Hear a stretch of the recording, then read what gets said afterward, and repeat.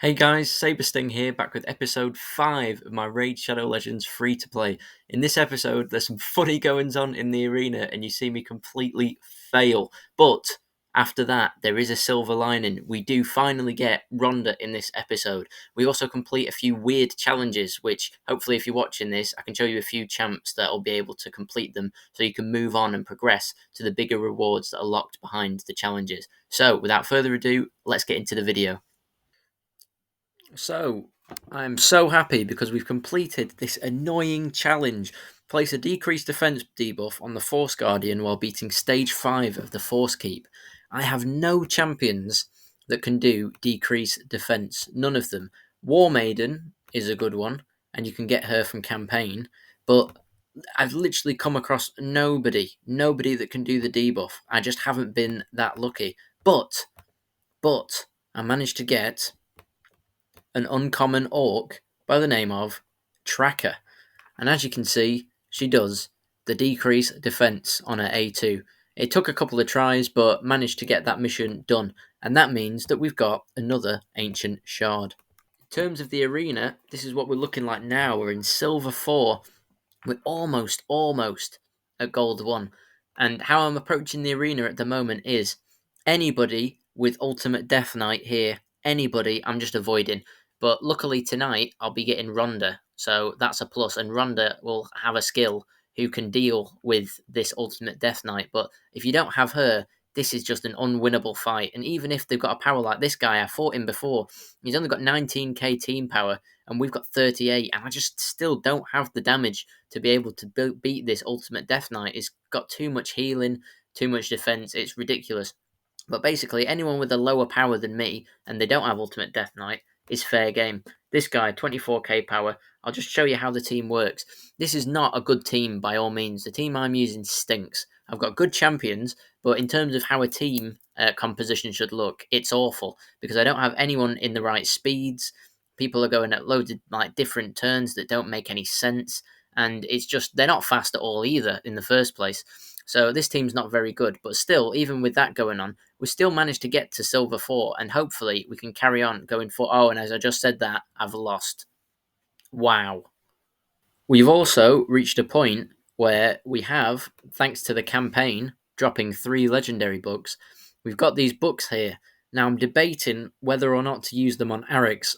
Obviously, Arix is the only legendary champion I've got on my account, and like I said in a previous video, never ever use these legendary books on epic champions or even rares, because they're so hard to come by. You don't get many of these at all, only if you're beating up like the higher levels of clan boss, and maybe sometimes in the arena I think they can drop, but that's a very high level.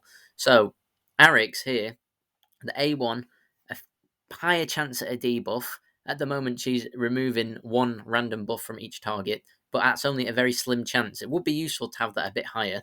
But you mainly, when you're upgrading champions, is you're looking for cooldowns, like this one here, and you're thinking, would it benefit her that much if this was on a 3-turn cooldown instead of a 5? With this skill, I'm using it quite a lot, but am I using it to the point where I need it on a 3-turn cooldown? No, not really. And with this one in here, it's good to get some more damage because this is a hardest hitting ability, and she's got a higher chance at a stun. It can go up to a 75% chance at stun. Obviously, it can go down to a 3-turn cooldown as well. Ideally, in an ideal world, if you could choose where to put the books, I would put them all in this skill and just not even bother touching these 2. But they're going to randomly drop into her. And for that reason, I think for now at least, I'm going to keep a hold of them. The time has come. The time has finally come. We've got a new daily login reward here, boom, Ancient Shard, but that is not even the most exciting thing.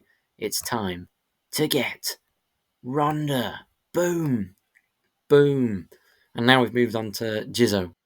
A lot more underwhelming. This guy's food. Do not invest in Jizzo if you're there. If you're near, if you've only just got him, do not invest in Jizzo. But let's have a look at Ronda. Why I was so excited to get her, and it's either going to be her or El Hain who I decide to be the first 6-star. But Ronda, looking at her skills, she has the A1, attacks an enemy 3 times, places an extra hit if the target has less than 50% HP, and they often do, so this is a 4-time hitter on the A1. Boom. Phase Rushdown. This is what's going to propel me forward to get to Gold Arena, because she places a block passive skills and a block active skills. These debuffs cannot be resisted, so this means she needs no accuracy to place these debuffs, and you can focus it all on attack, crit rate, crit damage, that stuff. So she'll stop Ultimate Death Knight. This is the only reason that I want her at the beginning. It's because she's stopping Ultimate Death Knight from doing his annoying healing abilities, and finally we can level the playing field. And then her third ability, Fury Tremor, is just an attack all enemies 2 times. Damage increases by 30% if the champion has more than 50% HP, which he always will do in Arena. If you go in first and you make sure her speed is decent, she'll always be going first. So we're going to stick some artifacts on her, get her built up, and stick her straight in my Arena team. See what's happening in the market. Oh, we've got some speed boots there. Boom. Boom, going to buy that. Anytime speed boots pop up, always going to buy them because I have a lack of speed boots on my account and they are the best type of boots. So, now we're going to see if we can get some luck and pull these 3 ancient shards. Clan versus clan is still going on, so these points are valuable. Let's do it. 3. The first one. Hopefully we can actually get it. We do get an epic. Oh, not this dude. Not this dude. Yaga the Insatiable. Absolutely useless. But the good thing is, it's a 4-star chicken. It's someone who I can instantly feed into a 5-star and make them 5, or I can level him up to 5 and feed him into a 6-star. What did he do that makes him so awful? Attacks one enemy. Damage increases by 25% chance against targets under poison. So first you have to at least put the poison on people, and then he hits with this, which doesn't even hit that hard. It's just a completely useless A3 ability. A2 attacks one enemy 2 times. Each has a 50% chance of placing a poison. Again, it's not great. It's not great at all for an A2 skill. You've got people who do this on an A1. You've got rare and epic champs that have better poison skills than this. This is awful. And then for his A1, attacks one enemy, has a small-ish chance at placing a small, like a 1 poison. It's just awful. I don't have the words to describe how bad Yaga is. Do not spend any time in him whatsoever. Hopefully the second shard is going to be better. There's no way it can be worse than Yaga. I say that. Is that War? No, it's the fake War Maiden. Bloodbraid. A heal reduction. Attacks one enemy 3 times, and then a small provoke. It's not good. She will be food. She will be food. And then the third one, another rare. Who do we get? Fencer. I don't think she's any good. Decreased defense, a chance stun at one enemy, and then a decreased speed. So yeah, that's the 3 ancients. Really, really disappointing. Let's move on. It's time. I finally found a champion worthy of putting books into. So as I was saying about Arix, I don't think it's particularly worth putting the books into her yet anyway. But in terms of Ronda, obviously all of the books could land in this A1. It's more damage, so it's not awful, but it wouldn't be great. But there's 3 books here in the phase rushdown. Making this lower down by 1 turn will be absolutely massive. And there's 2 10% damage boosts here, which are massive. And then on an AoE, it's another 1 turn cooldown decrease, and then more damage. So overall, I've decided that Ronda is going to be way worth putting the books in. So let's do it one at a time. We'll see where they drop. 1 into the A2 already. That's amazing. Really, really good. Second book, A2 again, A1. Not the best. And then finally, third book, boom, in the A1 again. That's a bit annoying, but at least we did get 1 damage increase on the A2. So now, ideally, 2 more books that we get, and we can fully max this one out, which will be perfect.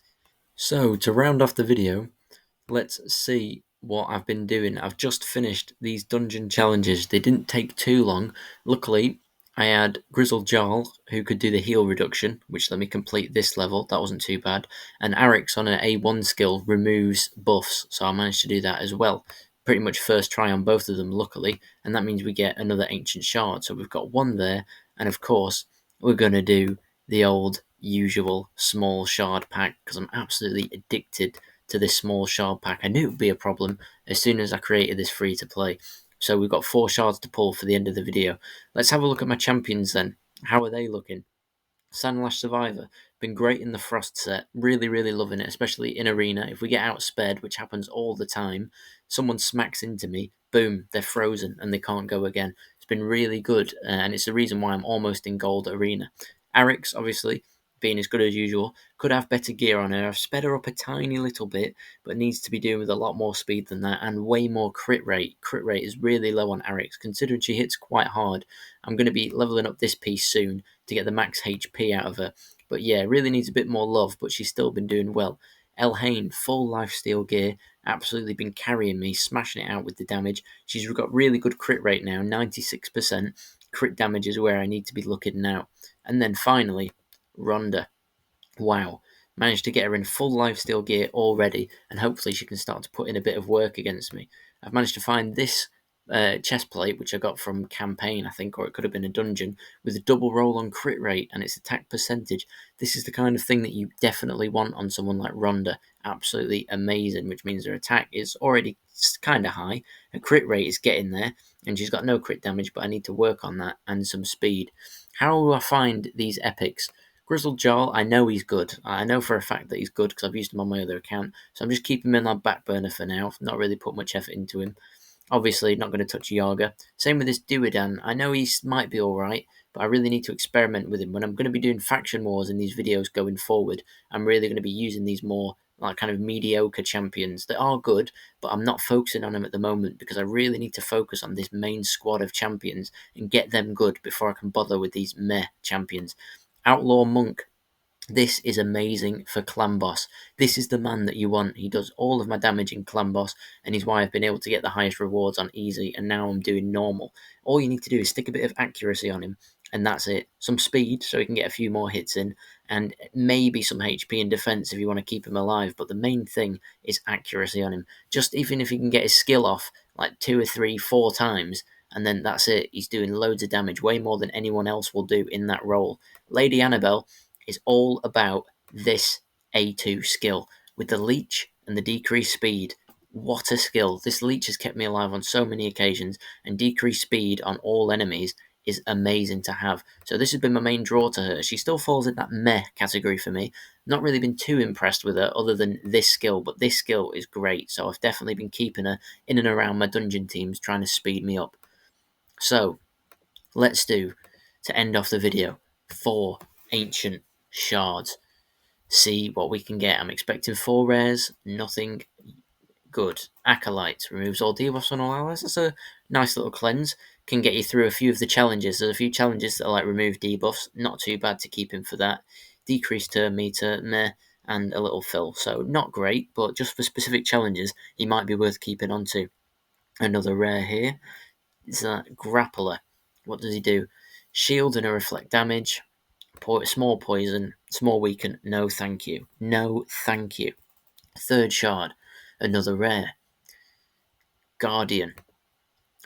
Block debuffs, again, really good for one of the challenges. You get really odd challenges that need the specific skills.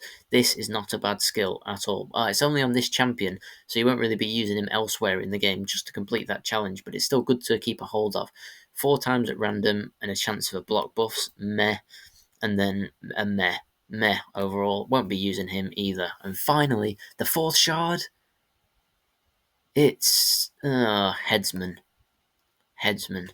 Awful, awful, awful. Do not put any investment into this guy. So that rounds off the video, guys. We've managed to do loads of missions today. We've got Ronda, that's the main thing. So I'm going to be using up all of my energy, trying to ascend her, trying to level up in the dungeons and get a bit further. So thanks a lot for watching, guys, and I'll see you next episode.